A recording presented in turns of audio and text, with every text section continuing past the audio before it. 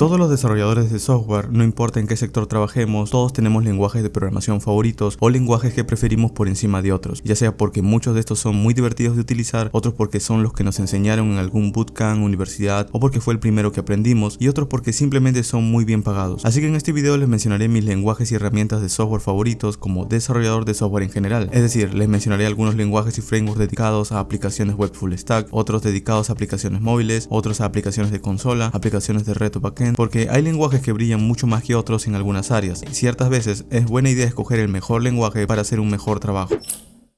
Coder, si estás buscando mejorar tus ingresos como programador, necesitas dominar el inglés. Para hacerlo de manera efectiva y divertida, te presento Inmigo.io. Incluso si crees que ya tienes un buen nivel de inglés, siempre hay un margen para aspirar a hablar como un nativo. Inmigo te ofrece una plataforma única que hace precisamente eso. Y si te preguntas qué hace Inmigo tan especial, bueno, este utiliza inteligencia artificial para perfeccionar tus habilidades de conversación en inglés. Después de cada clase, recibirás un resumen personalizado de tus conversaciones, lo que te ayuda a identificar y corregir errores comunes o muletillas, llevando tu dominio del idioma al siguiente nivel. Su metodología se enfoca en la práctica constante del habla, con retroalimentación instantánea de profesionales capacitados. Además tendrás acceso a grabaciones y recursos utilizados en cada clase. Pero eso no es todo. Inmigo también te ofrece una comunidad vibrante de programadores y profesionales de tecnología. Ya sea que estés en un nivel intermedio o avanzado, Inmigo te ayudará a adquirir un conocimiento más profundo de las expresiones idiomáticas y coloquiales, permitiéndote comunicarte de manera efectiva y natural en un entorno laboral. No solo mejorarás tu inglés, sino que también expandirás tu red profesional y cultural. Y lo mejor de todo es que con el enlace exclusivo que te dejo en la descripción,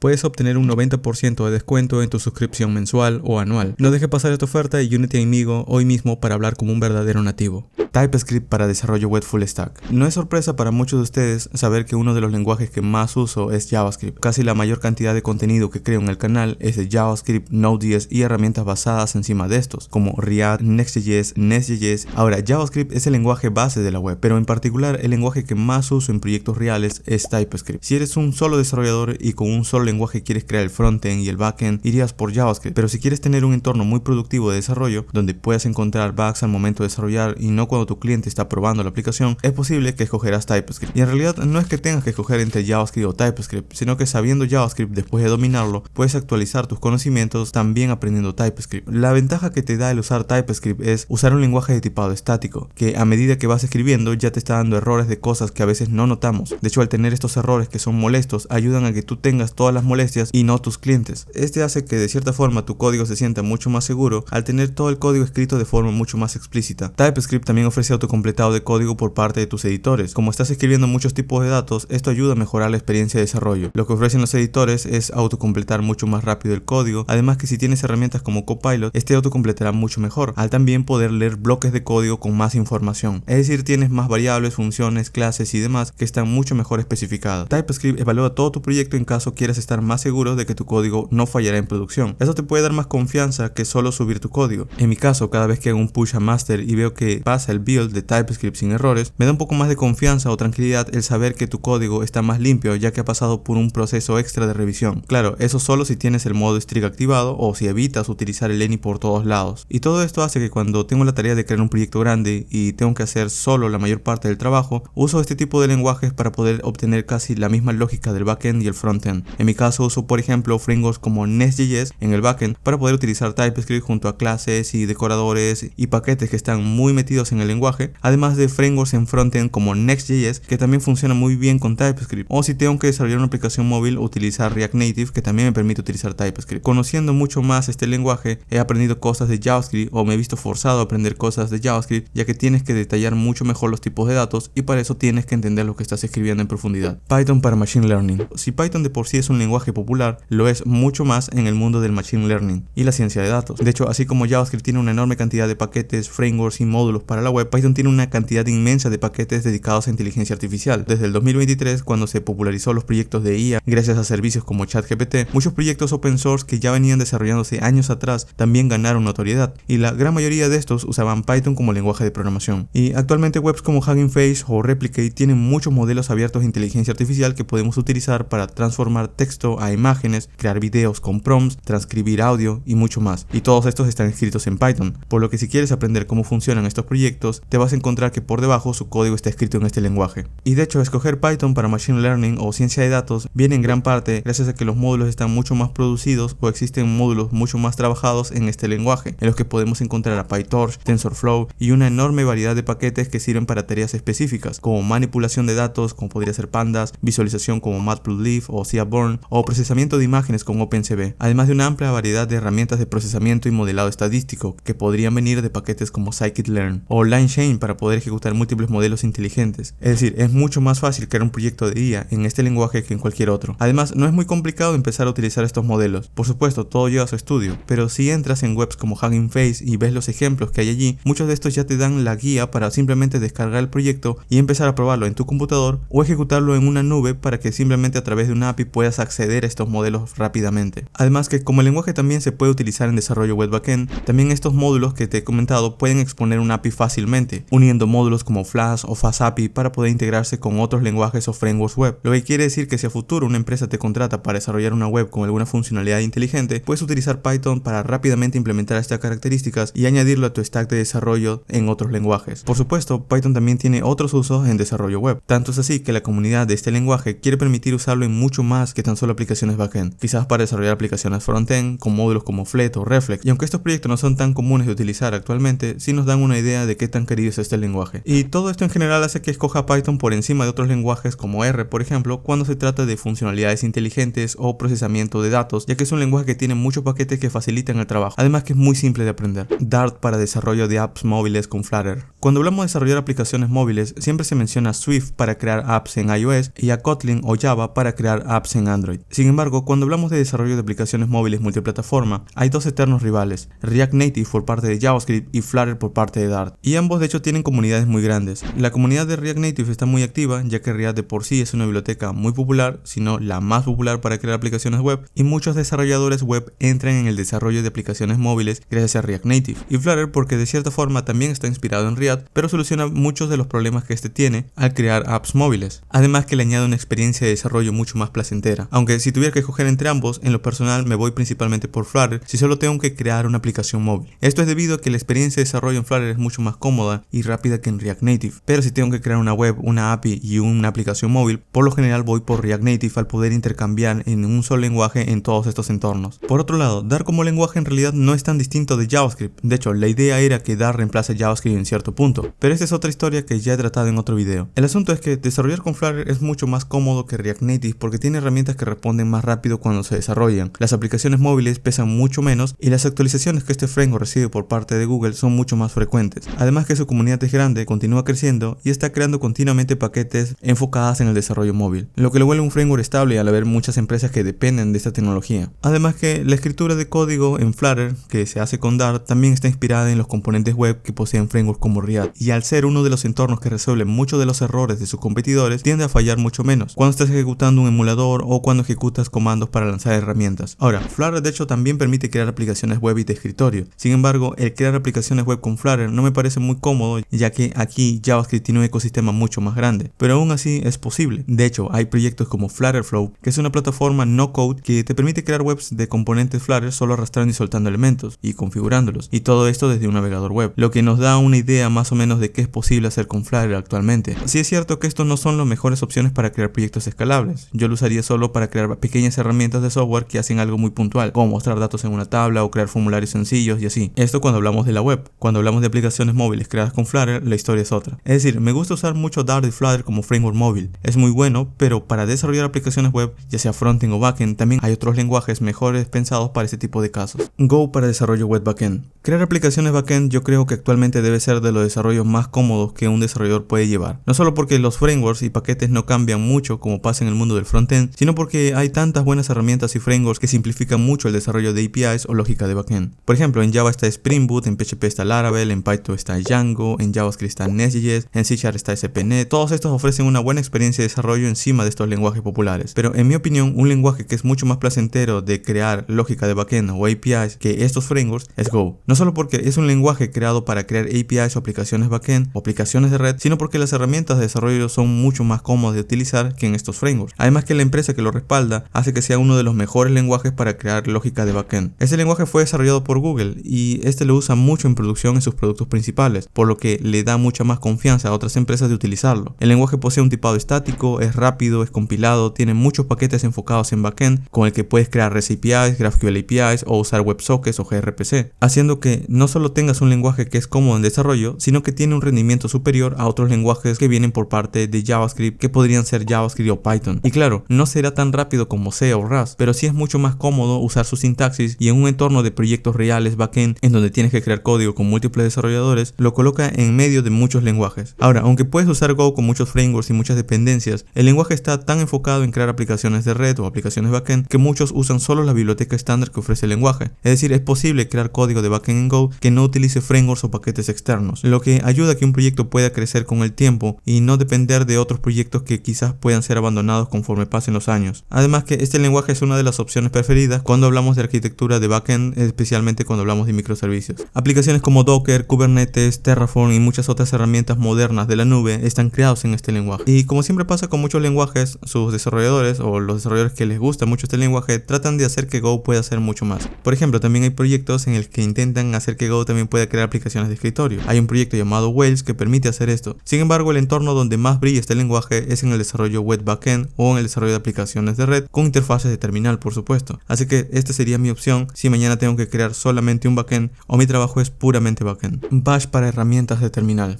Aunque muchos de ustedes no lo crean, crear aplicaciones de terminal se vuelve un requisito fundamental, ya sea que estés trabajando como un desarrollador web o como un DevOps que trabaja principalmente desde la terminal, ya sea desplegando aplicaciones o creando programas de backend. En mi caso, me he encontrado frecuentemente en la necesidad de crear scripts cuando he tenido que desplegar aplicaciones en servidores Linux, porque aquí es común encontrarse con tareas como automatizar backups, ejecutar varios comandos de terminal como Docker, programas de Python y comandos de terminal al mismo tiempo. Además, la creación de scripts en la terminal es esencial para elaborar tareas como la configuración del entorno, la gestión de la infraestructura, la monitorización del sistema o la automatización de procesos que son repetitivos. Si pasas mucho tiempo usando comandos de terminal en tu día a día, seguramente querrás automatizarlos. Y un lenguaje muy bueno para esto es Bash Script. No es un lenguaje complicado, ya que aunque puedes utilizar otros lenguajes como Python, Go, JavaScript y demás, puede llevarte más tiempo crear comandos simples en estos otros, donde a veces necesitas simplemente llamar algunos paquetes adicionales o combinarlos. Cuando hablo de paquetes estoy hablando de comandos de terminal o programas de terminal que típicamente ejecutas para poder obtener algún tipo de salida sencilla.